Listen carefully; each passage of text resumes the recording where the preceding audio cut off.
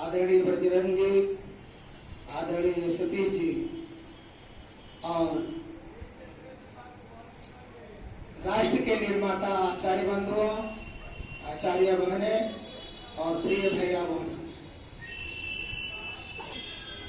हम सब विद्यार्थी हैं। हम सबका काम है विद्याध्ययन करना। हमारा धर्म क्या है? विद्याध्ययन करना। दो तीन बातें आपसे करूंगा जो हम सदा करते हैं। जैसे आप प्रातः काल उठते ही माता पिता का चरण स्पर्श करते हैं ना। अपने भारतीय संस्कृति के स्तंभ है मातृदेवो भव, पितृदेवो भव, आचार्य देवो भव और अतिथि देवो भव।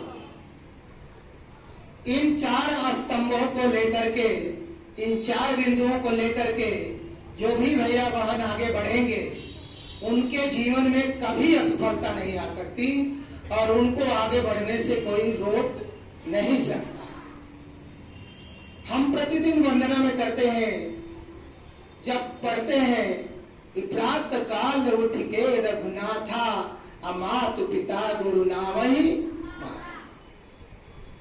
जो भैया बहन अपने माता पिता के चरण स्पर्श करते हैं, उनकी आज्ञा का पालन करते हैं, अपने गुरु के प्रति श्रद्धा रखते हैं, अपने गुरु की बताई हुई बातों को अपने जीवन में उतारते हैं, उनका रास्ता सदैव सुगम रहता है।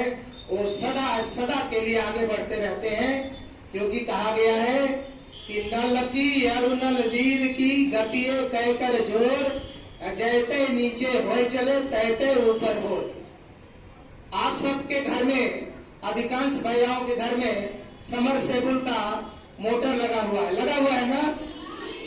तो जिसका समरसेबुल की जितनी गहराई में बोरिंग रहती है, वह समरसेबुल उतने ऊंचाई पर पानी पहुंचाता है। यदि उसकी गहराई नहीं रहेगी तो ऊपर पानी पहुंचा, तीसरे तल पर, चौथे तल पर पानी नहीं पहुंचा सकता है। उसी तरह से जब व्यक्ति झुकता है प्रणाम करने के लिए, तो जैसे नीचे झुकता है, जितने नीचे झुकता है उतने ही वो ऊपर उठता है। उसके अंदर विनम्रता आती है, उसके अंदर जो है ये गुण उत्पन्न होते हैं और जो अपने माता पिता की आज्ञा के अनुसार चलते हैं। लिखा है कि इनकी बात सुना, इसमें से कितने भैया बहन हैं जो आज अभी प्रधानाचार्य ने बताया ना, प्रातः काल उठे रघुनाथा माता पिता गुरु नावहि माता। तो हाथ उठाएंगे कितने लोगों ने आज इस निर्देश का रोज आचार्य बताते पालन किया है। झूठ नहीं बोलते भैया, बहुत अच्छा। अब आइए नीचे आकर इसकी फलश्रुति क्या है। आप प्रातः माता पिता गुरुजनों का प्रणाम करते, पैर चरण छूते हैं, इसकी फलश्रुति क्या है, आखिर इसका लाभ क्या है, क्यों छूते हैं, कौन बताएंगे? तो सुनिए। मिर्जापुर में एक लालगंज तहसील है, वहां लहनपुर एक स्थान है। सन 70 की घटना को कल्याण पत्रिका में प्रकाशित हुआ था।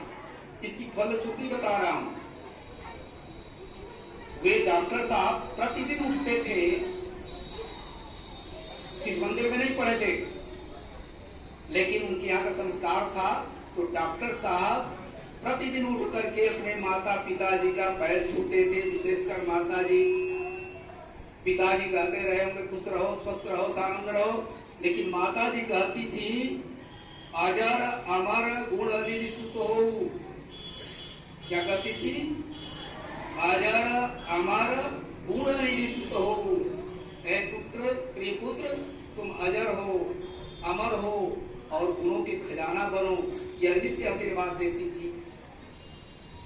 यह आशीर्वाद किसने दिया था? रामचरितमानस में हनुमान जी जब पंचवटी में पहुंचे सीता जी के पास, तो सीता जी ने यह अजर अमर गुण निधि सुत वो कहा था, हनुमान जी के लिए कहा था। लेकिन डॉक्टर साहब की माता यही आशीर्वाद देती थी। डॉक्टर साहब बड़े प्रसिद्ध डॉक्टर हो गए थे। ये डॉक्टर साहब की मुख्य बात बता रहा हूं, उन्होंने अपनी लेखनी से कल्याण में प्रकाशित कराया था। उनके विरोधी जो थे उनसे रिश्ता करते थे। एक दिन विरोधियों ने उनके बहाना बना करके मरीज को लेकर के लिए बहुत दूर ले चले गए किसी गांव और उनको बहुत बुरी तरह से मार करके और गन्ने फेंक दिया, मरणासर समझ करके मर जाएंगे। डॉक्टर साहब अपने घर नहीं पहुंचे, घर वाले परेशान हो गए। रात भर इंतजार खुजाई हुआ, सवेरे घास आने विनम्रता जितना है हमारे अंदर, जितनी विनम्रता आएगी उतने ही हम ऊपर उठते जाते हैं। प्रेरक प्रसंग के रूप में छोटी सी घटना है। अच्छी शिक्षा हम ग्रहण कर लेते हैं तो उसके पीछे भी एक उद्देश्य हमारा यह नहीं होना चाहिए, क्योंकि हमारा लक्ष्य नहीं होना चाहिए कि शिक्षा प्राप्त करके केवल धन कमाना हमारा लक्ष्य नहीं होता है। और हमारी विद्या भारती योजना में इसीलिए तरह तरह के संस्कार दिए जाते हैं और छात्रों को स्वावलंबी बनाने के लिए भी प्रेरित किया जाता है। ऐसे में छोटी सी घटना आपको बताएंगे। आप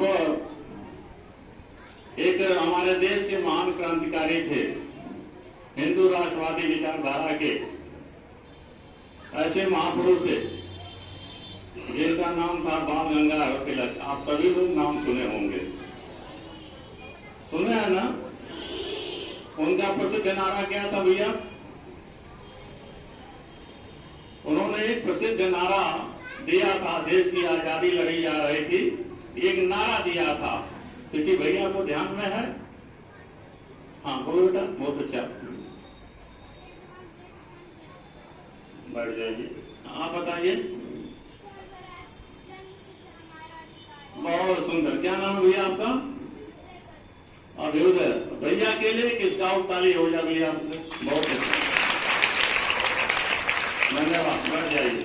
बहुत अच्छा। उन्होंने कहा था स्वराज्य हमारा जन्म सिद्ध अधिकार है, इसे हम लेकर के रहेंगे। उनके जीवन की एक छोटी सी घटना, वो बहुत शिक्षा प्राप्त, बचपन से ही बहुत ही मेधावी थे, कुशाग्र बुद्धि के थे, पढ़ने में बहुत ही ठीक थे। बड़ा हो गए, अपनी अच्छी डिग्री प्राप्त कर लिए। उसके बाद होता ना कि सभी दोस्त मिलकर के कहते हैं कि भाई आप क्या करेंगे? तो अच्छी नौकरी करेंगे, खूब पैसा कमाएंगे, पहला ध्येय होता है। डॉक्टर बनेंगे, इंजीनियर बनेंगे, प्रोफेसर बनेंगे, पैसा अधिक कमाएंगे तो सुख सुविधा भौतिक संसाधन की ओर। लेकिन उन्होंने कहा कि हम नौकरी नहीं करेंगे, शिक्षा प्राप्त कर लिया, नौकरी नहीं करेंगे। तो बाकी उनके मित्र तो सब अच्छी अच्छी नौकरी पा लिए। ये बाद में चल करके धीरे से एक छोटा सा विद्यालय खोला उन्होंने समाज के लिए, और छोटा सा विद्यालय खोल करके उसको आगे बढ़ाया। फिर जब इनका विद्यालय चलने लगा धीरे, पहले तो बहुत संघर्ष करना पड़ता है, आप देख ही रहे हैं विद्यालय चल रहा है। अभी कोरोना काल आ गया था और विद्यालय में ये जो आज जो है छोटे छोटे कुछ नन्हे मुन्ने दिखाई दे रहे हैं, ये नहीं दिखाई दे रहे थे तो